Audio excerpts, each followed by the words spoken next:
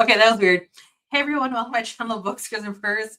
My name is Leslie, and we are going to have a bit of a wrap up, which I usually don't do. But Courtney from Tangible Reads hosts a readathon event every year, usually around January, and it's her Boot Camp Readathon. Courtney is also a veteran, and so this event is, like ingrains her military background. It's also a way just to reset yourself for going into the new year with good intentions of getting things accomplished. So what I'm going to do is I'm going to go ahead and share the screen a little bit. Here we go. All right. So basically it's kind of like set up. We could in different formats. You can always check out Courtney's original video. I'm going to put that in the details, even though everything's wrapped up, in case you're interested and missed the readathon. There were sprints, and there's also activities. Courtney would have sprints, but host it in a capacity to have like an exercise routine. There are reading sprints. There's definitely lots of chatty bits, and so many of us in the booktube space were able to participate, which is really nice to see. And so for me, I basically wanted to focus on the reading. There's no way I could read 5 books. That would have been ideal, but I was trying to stay practical as well. So I read 3 books, and I'm glad I got through them. And I try to just focus on, let's say, like the MELPs, which is self-discovery, nonfiction. And I hopped on over to the mess hall, and I read a sci-fi. I guess you could consider it sci-fi. I wasn't sure how to label it. And I have a book. I think it's an indie publisher, but don't quote me on that. And so I kind of like tackled those. Again, I wasn't able to really read 5 books in 2 weeks. That just was not practical for me. But I felt like I set a goal that was a challenge to myself and still fit within the readathon. And so in conjunction with the Boot Camp Readathon, I do have my own readathon going on. And that is an interview with a vampire-inspired readathon where I hop onto the shelves of different characters that I love. And the reading prompts are based on the characters, like character arcs, basically. And then you pick a book from your own shelf, the library, buy a book, however you want to read, or you could read the exact same books I'm reading, because I have curated a book selection based on the prompts. And so my goal was to have the books I read coincide with that readathon, because I just have so much I have to get through, and I just needed like the motivation to like kick myself into this year with a good start, because I have a lot to cover, which I'll get into. All right, so first things first, the great book to start off with. Also, when I talk about this, it is a wrap up. It's going to be like kind of vague. I don't want to ruin it for anybody, but I am still doing my Wednesday book reviews. All right, so I read Thank You for Letting Me Be Myself, and it's by Sly Stone. There's a documentary on him, and it's with Ben Greenman, who helped write this. The forward is by Questlove. This is through their publication, their print, and also there's a documentary about Sly Stone that Questlove put together as well. And I'd have to say, I read through this so quickly. It's so rare that I read through a book that feels like just drinking water. It just goes down smooth. This is it. This is definitely worth a read. I don't want to talk about it too much. I'll just say, what is the other one? There's Just Kids. What's the musician's name? I can't. You know what? I'm gonna just mess that up. So I won't use any references. I'll just say that although we are exploring Sly Stone's life, definitely the people that he's bumped into that are also known for their music. We also learned quite a bit about the people in his life that have uplifted him, or maybe not so much. And yes, of drug use. And really early on in the introduction, you realize that this is someone that's very guarded. And I could see why he's guarded because it's also, uh, there's a consideration about how people are going to perceive him. And it kind of goes on from there. But I felt like I empathized with his guarded personality, I guess you could say. So a great read, definitely worth. I would say also look up the warnings. There are some things that surprised me in here. Did not see coming. Not that I know what's going to go on in someone's life. Uh, there were some shocking moments. I'll just say that. So that's the first book I got through. Oh, do I have the other ones? Marigold.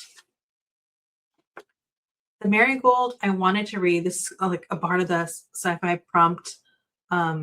Also, it feels like a little bit more like speculative fiction.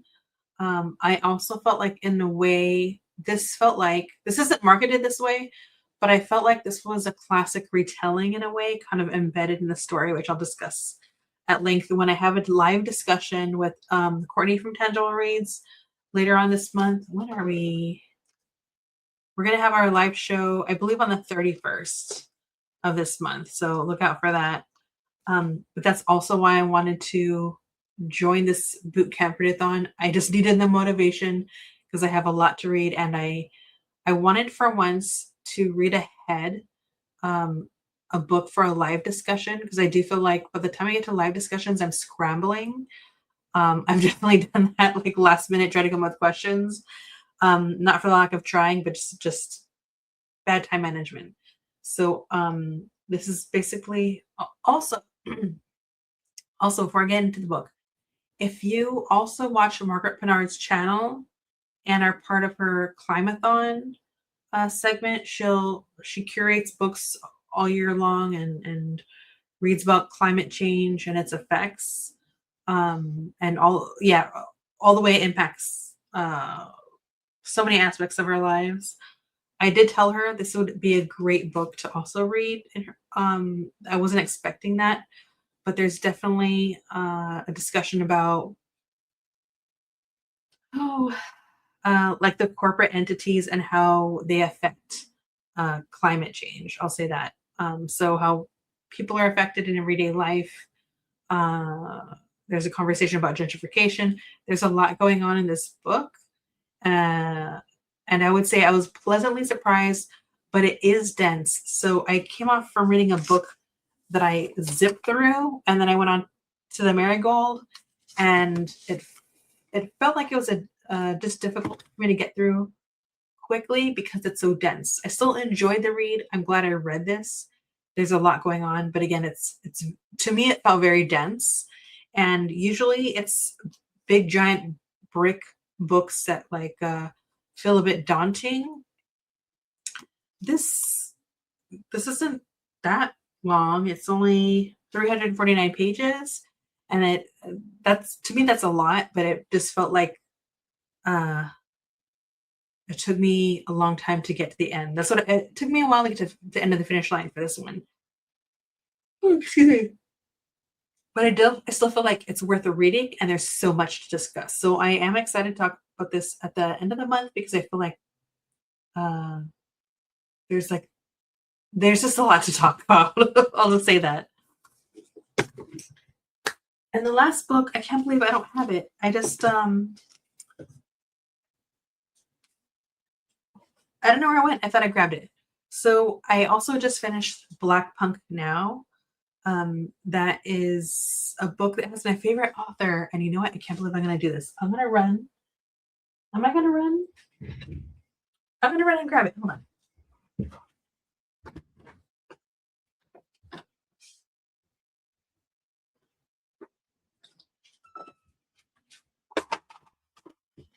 All right, sorry. This is my only time to record, so this is how it's going to be. It's going to look chaotic.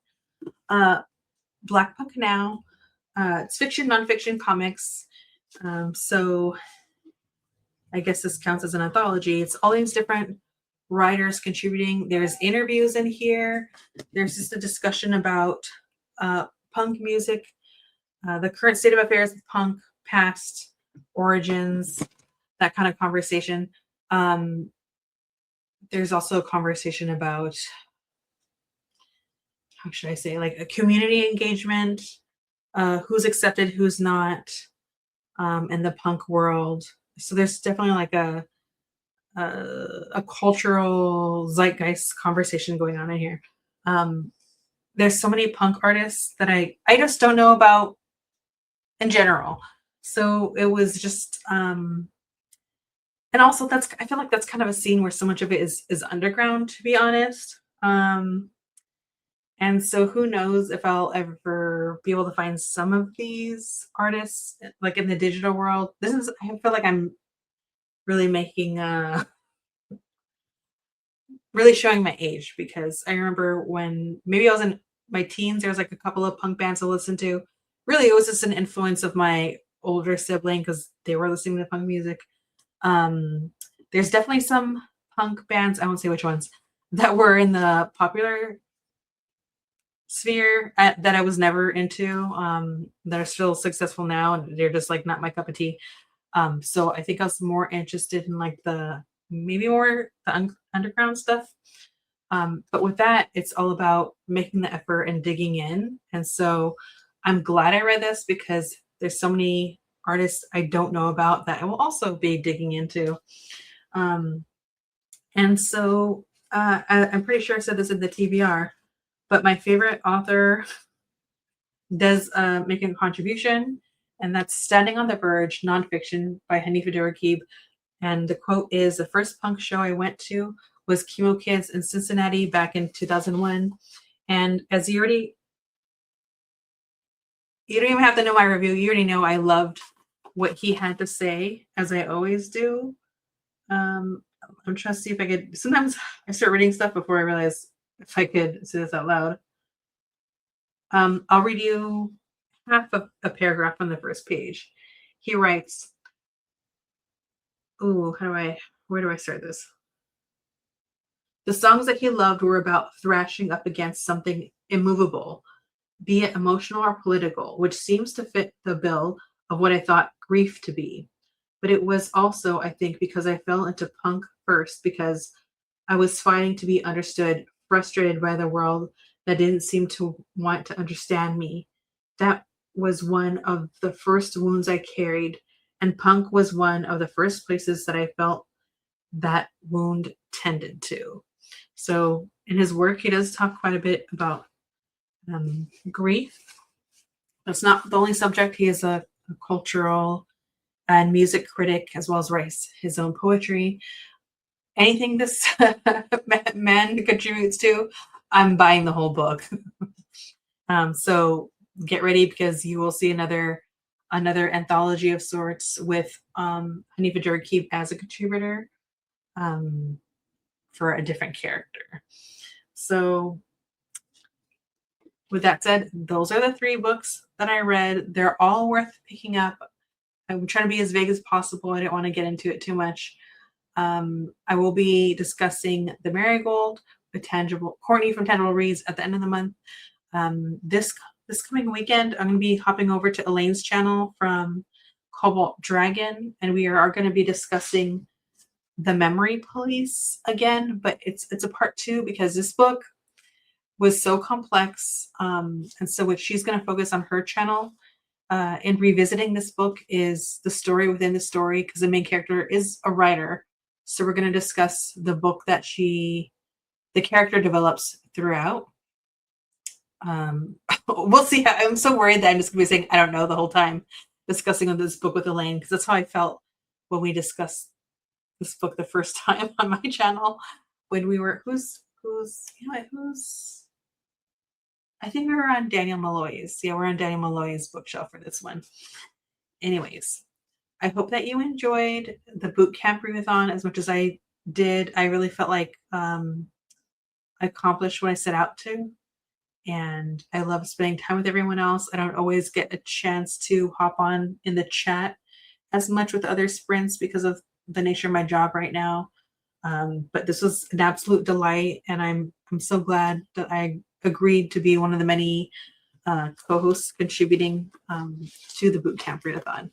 So I'd say out of all these books, just grab all of them. Read them. Read them. They're all worth it. Some really great discussions will be had when you read those books.